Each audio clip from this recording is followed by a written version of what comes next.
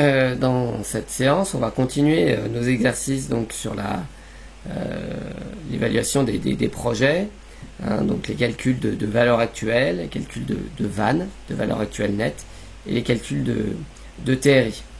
Donc l'exercice suivant, vous avez 3 projets ABC avec différents flux. Pour chacun de ces projets, je vous demande de calculer donc la VAN. Alors, on va l'écrire ici. Donc pour le projet A, hein, je vous écris les flux dans l'ordre. Donc le flux à la date 0, il est de moins 150. À la date 1, il est de 20. À la date 2, de 40. À la date 3, de 60. À la date 4, de 80. Pour B, la même chose. Les flux, c'est moins 825 à la date 1. 0 ensuite. 0, encore à la date 2. 7000. Et moins 6500. Le projet C maintenant, avec des flux de 20 en début de période, à la date 0, 40 à la date 1, 60, 80, et ensuite moins 245. On suppose un taux d'intérêt de 5%. Et puis on va faire varier le taux d'intérêt, et vous avez calculé la VAN pour différentes valeurs du taux d'intérêt, donc 20%, 50%. D'accord? Donc il faut calculer la VAN dans ces différents cas. Avant de procéder au calcul, déjà regardons un peu plus attentivement ces différents projets. Ils n'ont pas été pris au hasard, hein. Pour tous ces projets, le TRI, si vous le calculez, il est de 10%.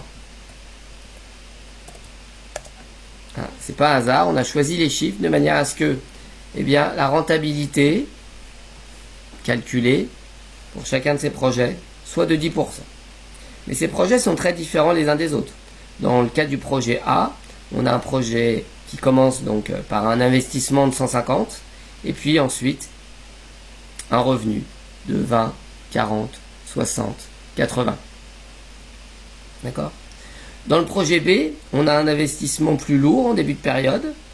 On a ensuite des revenus très importants à la période 3, mais des coûts aussi qui sont très importants à la période 4. Et enfin, dans le cas du projet C, on commence par toucher de l'argent avant que ça ne coûte de l'argent en fin de période. D'accord? Donc dans le cas B et C, on est dans des cas vraiment particuliers. Et bien, dans ces cas particuliers, le critère du TRI est un mauvais critère. Il faut faire attention. Donc vous allez voir, puisqu'on va calculer la VAN donc pour différentes valeurs du taux d'actualisation. Ok? Alors allons-y.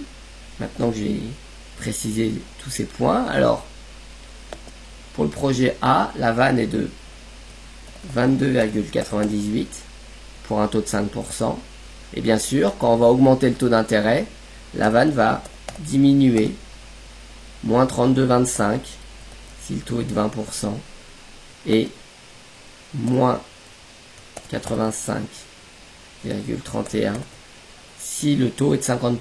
Plus le taux augmente et plus la VAN diminue. Et là, pour un taux, donc à partir de 20%, c'est encore plus vrai pour un taux de 50%, hein, le projet ne doit pas être entrepris parce que sa VAN est négative.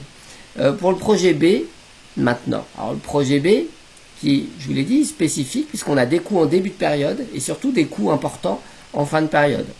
Donc quand le taux est faible, les revenus en fin de période pèsent beaucoup, mais le coût lui-même aussi pèse énormément. Et quand le taux est élevé, alors on a tendance à réduire la valeur actuelle de ce coût, mais on réduit aussi la valeur actuelle des bénéfices futurs. Et ce qui compte, ce qui va peser très lourdement, c'est l'investissement initial. On va voir ça avec des chiffres. Pour un taux faible, on a une vanne qui est négatif, moins 125,70. Pour un taux élevé, on a également une vanne négative. Je vous ai expliqué pourquoi, moins 34,88. Et pour un taux, donc ici moyen, on a une vanne qui est positive, 91,28. Puisque pour ce taux moyen, eh bien, les flux en début de période pèsent relativement peu, les flux très lointains pèsent relativement peu, et ce qui va peser le plus, c'est ce flux à la date 3 de fait.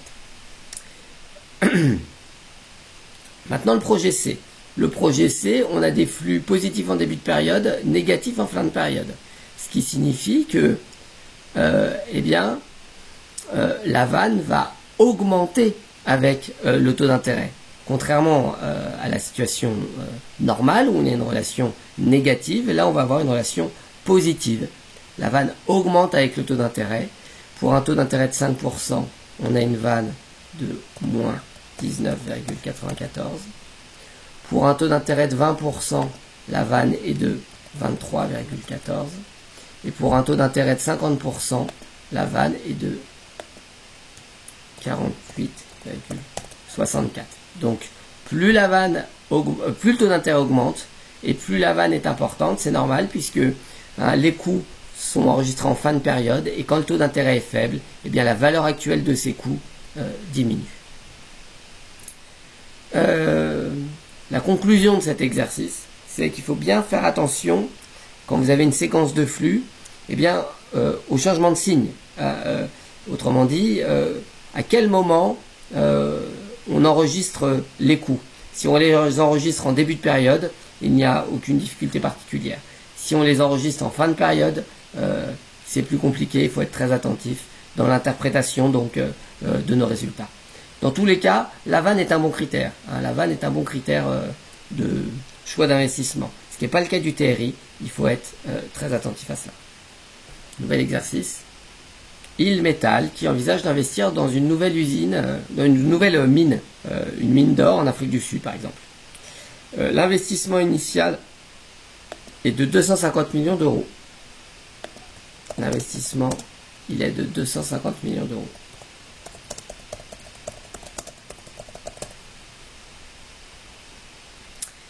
À partir de l'année prochaine, on s'attend à ce qu'il y ait un bénéfice de 30 millions d'euros par an pendant 20 ans. Donc le bénéfice, il est de 30 millions. 30 millions d'euros par an pendant 20 ans. Le bénéfice, le chiffre d'affaires, encore une fois, on va appeler ça le chiffre d'affaires, pas le bénéfice, puisqu'il y a des coûts. Il y a des coûts de fonctionnement, et les coûts, je vais noter C, sont de 10 millions d'euros par an. Et cela, tant que finalement cette mine d'or est exploitée.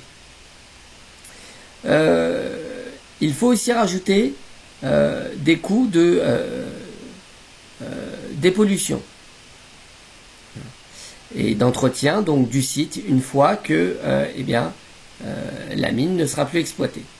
Donc les coûts s'élèvent à 10 millions d'euros par an, plus, alors ça c'est pour les coûts de fonctionnement, j'ai noté CF, et on a des coûts de dépollution que j'ai noté CD qui s'élèvent à 5 millions d'euros par an, et cela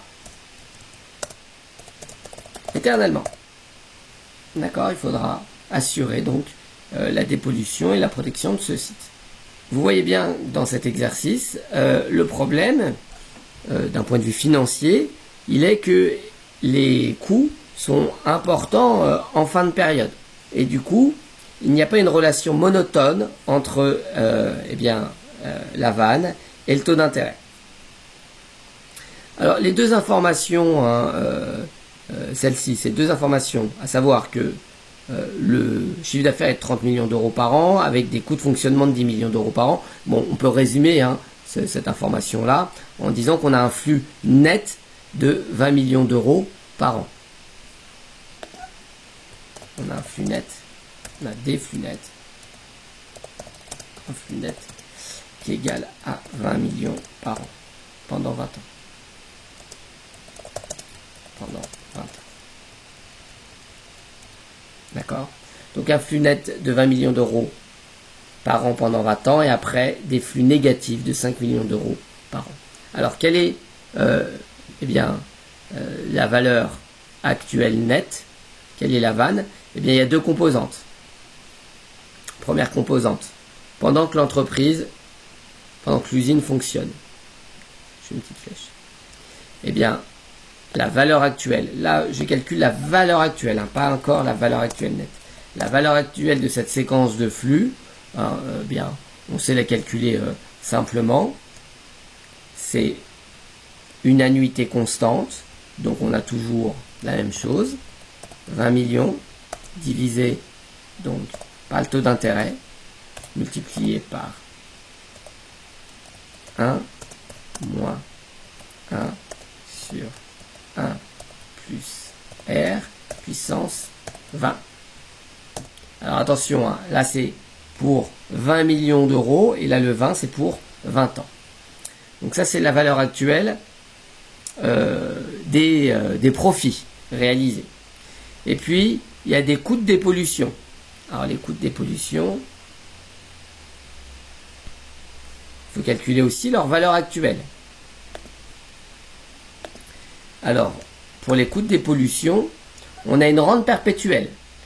Une rente perpétuelle, on connaît la valeur d'une rente perpétuelle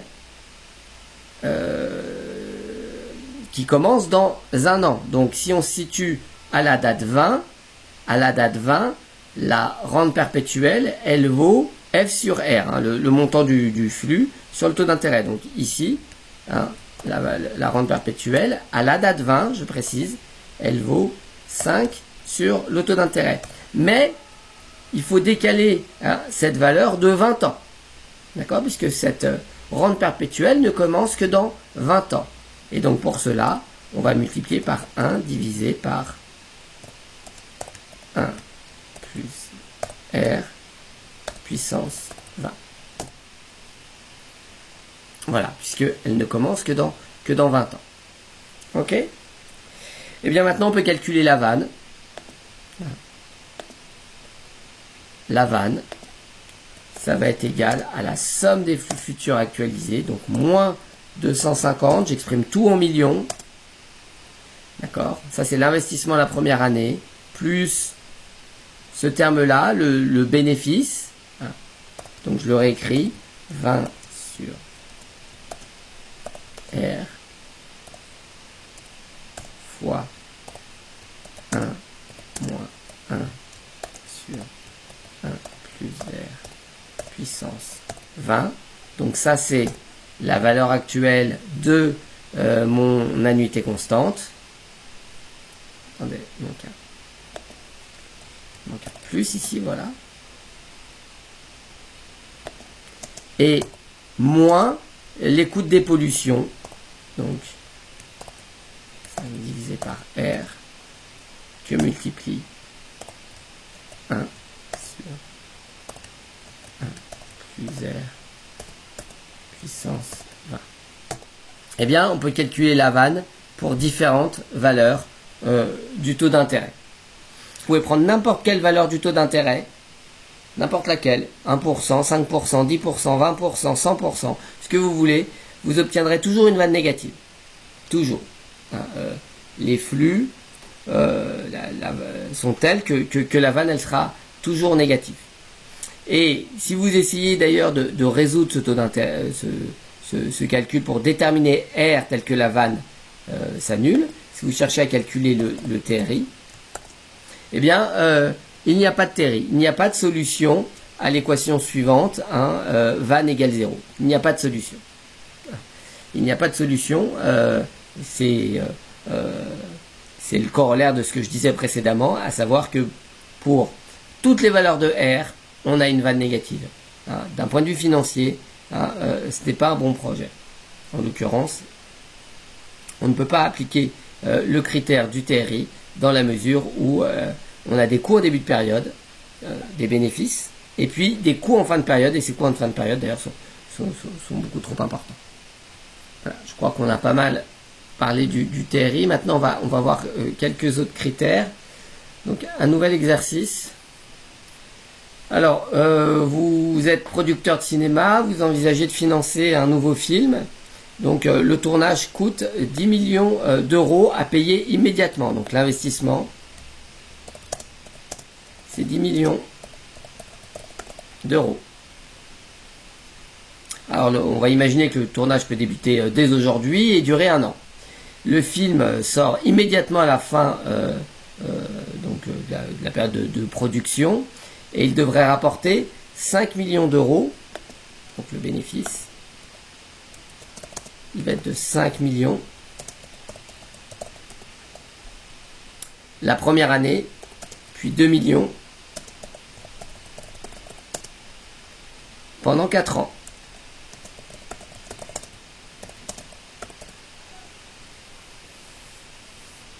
Alors on fait l'hypothèse que tous les flux sont versés en fin de période, alors que bon, c'est une hypothèse simplificatrice, mais qui n'a pas énormément de conséquences ici, mais qui simplifie les calculs. Donc 5 millions la première année, ensuite 2 millions chaque année pendant 4 ans. Et la question est très simple, elle consiste à calculer le délai de récupération. Délai de récupération, en combien de temps on récupère son investissement initial. Alors, on va calculer ce délai de récupération non actualisé. On peut l'actualiser. Ici, on le calcule de manière non actualisée. Le délai de récupération, il va être égal à combien? Il y a 1 an de tournage. Okay, donc la première année, on ne gagne rien. Ensuite, la deuxième année, on gagne 5 millions. Donc, ensuite, la troisième année, on gagne au total 5 plus 2 millions, 7 millions. Okay. La quatrième année, on gagne en fin d'année 2 millions supplémentaires, donc 9 millions. Et donc, il faut un minimum de 4 ans et demi, 5 ans pour récupérer son investissement initial qui est de 10 millions. Le calcul du délai de récupération est très très simple. Ici, il faut juste prendre en compte qu'il y a un délai d'1 an pour la production du film. On a un délai de récupération de 5 ans. Si on se fixe par exemple un délai de récupération de 3 ans, eh bien on se dit que ce n'est pas un bon projet. Alors attention, c'est surtout un mauvais critère, le critère du délai de récupération. Puisque on privilégie les investissements de court terme, ce qui n'a pas de fondement. Ce qu'on souhaite privilégier, c'est la valeur actuelle de nos investissements, le profit exprimé en valeur actuelle. Donc si on calcule la vanne, alors on va prendre un taux d'intérêt de 10%.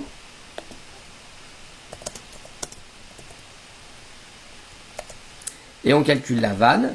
Dans ce cas-là, la vanne, vous la calculez très simplement, on ne va pas le refaire. Ici, on n'a pas une annuité particulière, elle n'est pas constante, elle n'est pas croissante.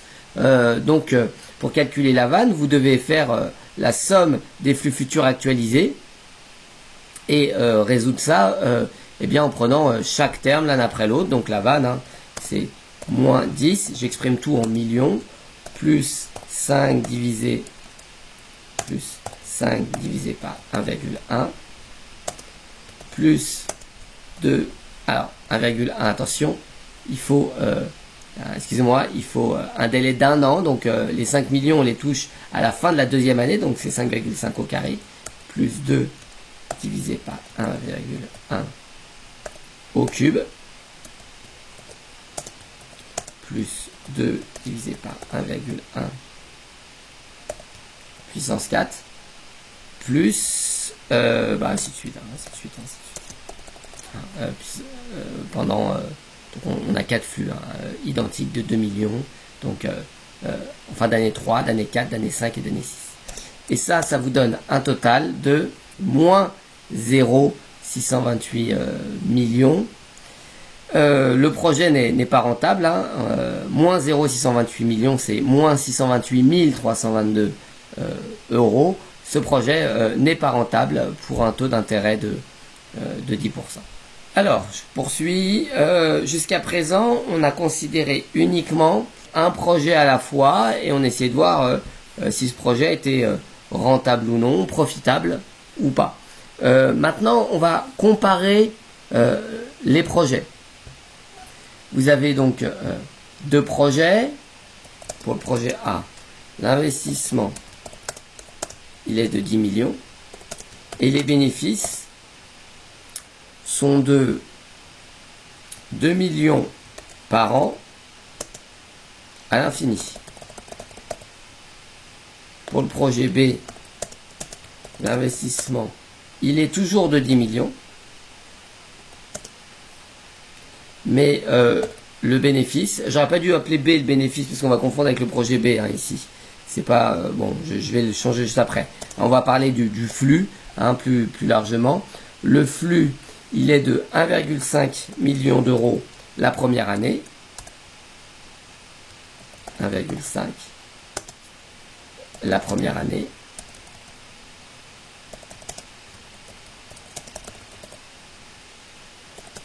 Mais il augmente de 2% chaque année.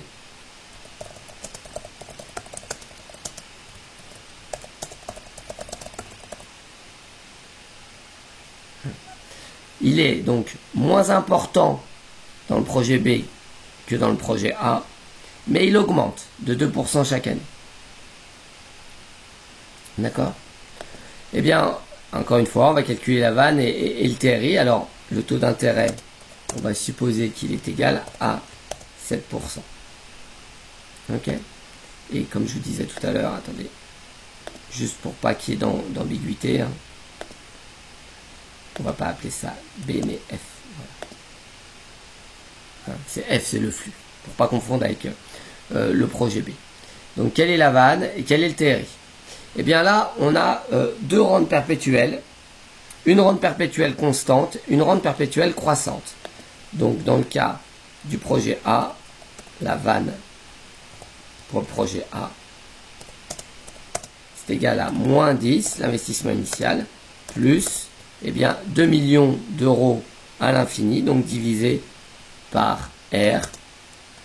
Donc ça fait, pour un taux de 7%, ça fait un TRI, ça fait une vanne bon, il faut la calculer, attendez, ça fait une vanne de 18,6 millions d'euros. Voilà pour la vanne du projet A. Si on calcule maintenant la vanne du projet B,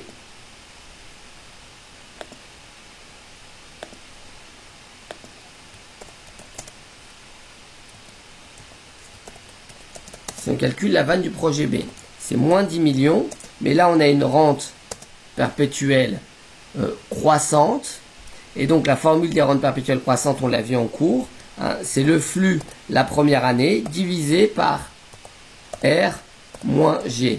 R étant le taux d'actualisation et G le taux de croissance donc de notre flux. Ce taux de croissance, il doit rester constant pour pouvoir appliquer donc cette formule.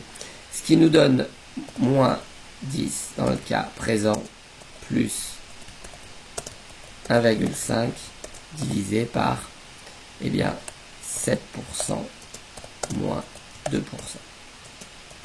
Et donc on a une vanne dans le cas du projet B de 20 millions. Et il faut retenir le projet B. Alors, si on calcule maintenant le TRI, eh bien, on peut résoudre ici le TRI parce que justement, on a des rentes perpétuelles. Donc, on peut résoudre. Donc, le TRI, il est solution dans le cas du projet A. Eh bien, l'équation suivante, on a moins 10, on cherche R, hein, plus 2 divisé par R, qui doit être égal à 0. Alors, voilà ce qu'on cherche. On cherche R qui satisfait cette équation. D'accord? Et bien faisons-le ensemble. La résolution elle est très simple. 2 sur R qui est égal à 10. Et donc, R, ça va être égal à combien? À 2 sur 10. 20%. On peut, encore une fois, je le répète, calculer ici le TRI grâce à une solution analytique, parce qu'on est dans le cas très particulier d'une rente perpétuelle. Jusqu'à présent, hein, le TRI, on l'a calculé par tâtonnement, hein, en utilisant sa calculatrice, en cherchant pour différentes valeurs du taux d'intérêt, de manière à ce qu'on ait une vanne nulle. Ici, on peut résoudre, ce qui, bien sûr, est beaucoup plus rapide. Alors, ça, c'est valable pour A, pour B. Alors, l'équation, je la réécris, hein, moins 10 plus 1,5 divisé donc par R moins 2%. Voilà l'équation que je dois résoudre. Ça doit être égal à 0. Voilà l'équation que je dois résoudre. Et donc allons-y, on va le faire ensemble. Essayer d'anticiper. Hein. Je vous laisse un petit peu de temps. Donc on a 1,5 divisé par R moins 2% qui va être égal à 10. Voilà pour la première étape, hein, si vous voulez. Donc ensuite, on a R. Voilà, je prends toutes les étapes pour que ce soit bien clair. On a R moins 2% qui va être égal à 1,5 sur 10. Et donc R qui va être égal à 0,15 plus 0,02, hein, 2% c'est 0,02. Et donc, on a un TRI qui va être égal à 17%. Hein, conclusion, on a deux projets. Hein. On voit que le meilleur projet, c'est le projet B, hein, qui a donc une vanne de 20, ce qui est la vanne la plus élevée, hein, pour les deux projets. Et donc, c'est le projet B qu'il faut retenir. Et là encore, on voit que la règle du TRI n'est pas un bon critère, puisque la rentabilité du projet A, le TRI du projet A, est de 20% contre 17% pour le projet B. Là encore, hein, le TRI n'est pas un bon indicateur. En fait, ce qui se passe, c'est que, alors, dans les deux cas, on va avoir une vanne qui dépend du taux d'intérêt de façon monotone, mais le profil de nos vannes va se croiser. Si je peux, hein, le représenter ici. Ici, on a quoi? On a la vanne en fonction du taux d'intérêt. Ce que je vous demande de faire, c'est de faire ça maintenant sur Excel. Hein. Vous reprenez ça chez vous et vous essayez de le faire sur Excel. Donc, qu'est-ce qu'on voit ici? On voit que, bien, dans le cas B, le TRI est plus faible. Là, on a dit qu'il était de 17%. Mais pour un taux qui est, eh bien, par exemple, de 10%, on voit bien que la vanne de B est supérieure à la vanne de A.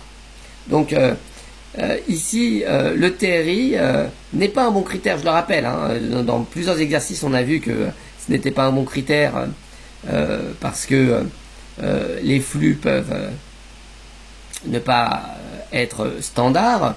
Ici, la raison est différente. Hein, la règle du TRI n'est pas un bon critère parce que elle nous amène à comparer les projets, mais dans une zone qui n'est pas la zone qui correspond au taux d'actualisation qui constitue, qui est égal à, donc au coût du capital. Donc, si on pour des taux d'intérêt élevés, le projet A est meilleur, hein, et le TRI nous indique cela. En revanche, pour un taux qui est un taux de 10% qui correspond au coût du capital de notre projet, eh bien, le projet A est est plus intéressant. Donc il faut faire attention lorsqu'on compare des projets à ne pas utiliser le TRI et ne pas retenir le projet pour lequel le TRI est plus élevé. Ça n'a pas de sens. Ce qu'il faut, c'est utiliser le critère donc, de la vanne. Un autre exercice maintenant où on considère donc un indicateur qui est utile, qui est l'indice de profitabilité. Alors vous êtes un fleuriste, vous achetez des fleurs à Rungis, en gros, chaque jour, et vous avez pour chaque type de fleur un coût. Vous connaissez également les ventes espérées par jour. Voilà les données du problème. Et puis, vous avez 1000 € à investir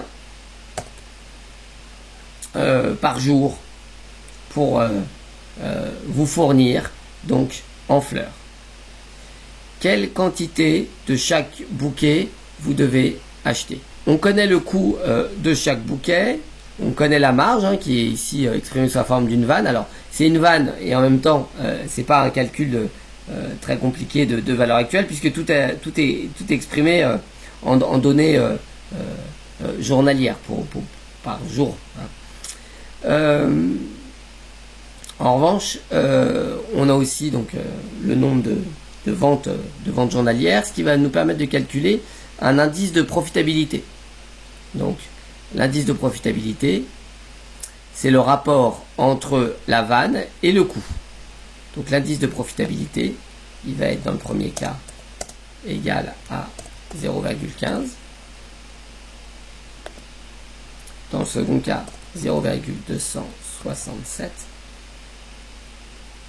Ensuite, 0,133 et 0,250. Alors, comment ça s'interprète? Eh bien, vous tenez compte du coût de chacun des projets. Vous voyez que la profitabilité est la plus élevée pour les lilas. Comparons par rapport au rose. Le coût est 50% plus élevé, mais la marge est plus de 2 fois plus élevée. Donc on voit bien que par rapport au rose, les lilas sont financièrement plus intéressantes. De la même manière, si on compare les pensées et les orchidées, pour faire simple, bien le coût des pensées est moindre que celui des orchidées. Vous avez un rapport de quasiment 2,5. Mais la marge sur les orchidées est beaucoup plus importante, puisque la marge est 5 fois plus importante sur les orchidées. On voit bien l'indice de profitabilité va être plus élevé. Donc voilà, pour faire simple, j'ai comparé 2 à 2, mais avec l'indice de profitabilité, on peut comparer nos quatre investissements, nos 4 projets.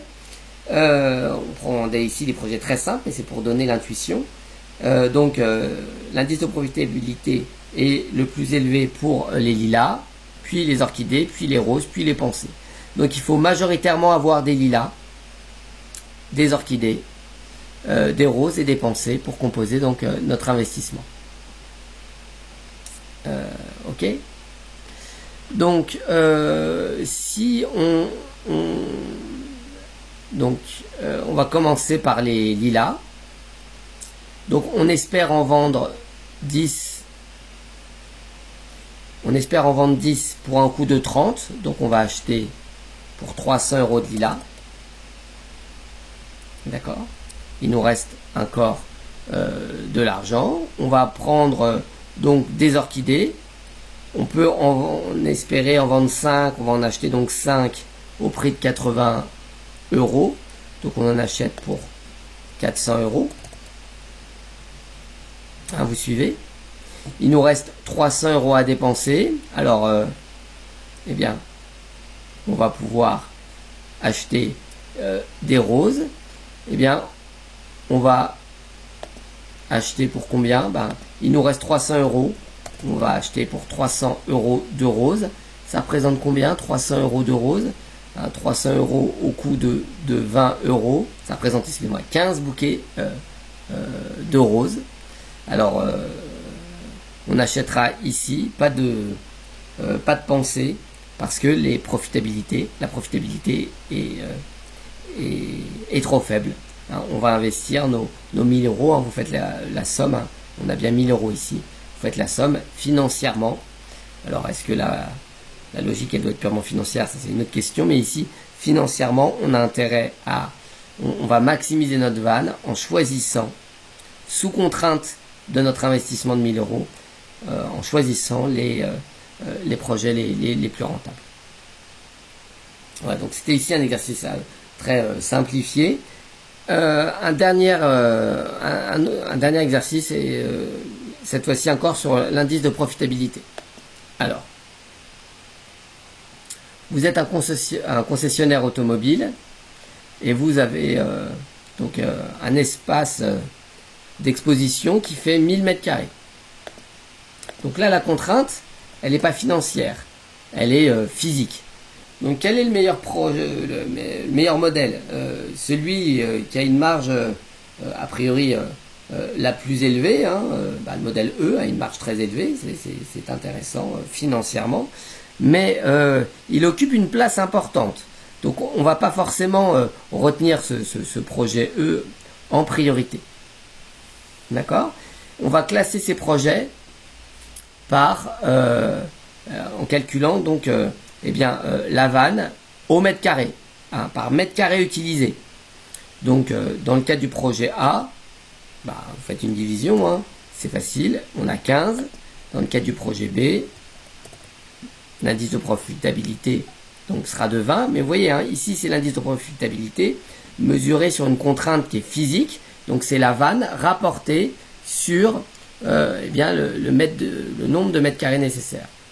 Donc ici 5000 divisé par 250 c'est égal à 20, 4000 divisé par 240 ça fait 16,67 et ainsi de suite.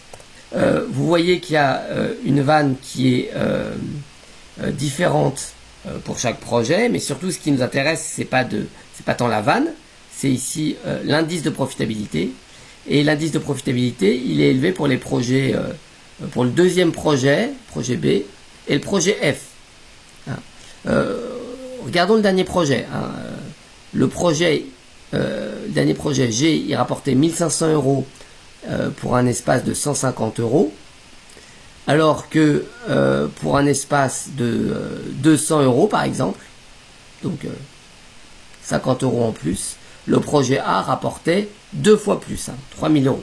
Donc vous avez une différence importante dans la profitabilité de chacun des projets. Donc on les classe par ordre de profitabilité décroissante et on prend les projets qui ont la profitabilité le plus élevée, donc le projet F, le projet A, B et C. Voilà. Bon, il y avait pas mal de notations, comme ça à distance c'est pas évident, mais le calcul des indices de profitabilité c'est simple, hein, et je pense que vous comprenez bien l'intuition qu'il y a derrière. L'idée c'est de gérer une contrainte. Cette contrainte elle peut être financière, cette contrainte elle peut être physique. Il y a des contraintes aussi en termes souvent de personnel, hein. Vous avez différents projets, vous avez une équipe, comment vous allouez votre équipe en fonction des différents projets, vous allez calculer une vanne par nombre d'employés par exemple. Donc cette idée est très générale, elle peut s'appliquer à n'importe quelle contrainte, hein, l'idée de l'indice de profitabilité. Voilà, bon, on a fait quand même aujourd'hui pas mal d'exos, hein, je vous propose qu'on s'en tienne là pour aujourd'hui. Ce qui est vraiment important, je le répète sans cesse, mais c'est que vous repreniez l'énoncé, la vidéo est enregistrée, donc vous pouvez mettre pause et essayer vous-même de répondre aux questions, hein, de résoudre vous-même avant de regarder ou de revoir le corriger. C'est vraiment important que vous pratiquiez vous-même. Si vous vous contentez de me regarder, de m'écouter, vous allez passer très certainement à côté. Je sais que c'est pas évident, hein, de faire ça à distance avec une tablette, mais bon, les exercices sont pas très compliqués, vous pouvez y arriver, hein. Soyez confiants, il n'y a aucune raison que vous n'y arrivez pas. C'est pas très pratique, mais vous êtes capable. Ok, bon, je vous souhaite une bonne journée à tous, bon courage et travaillez bien.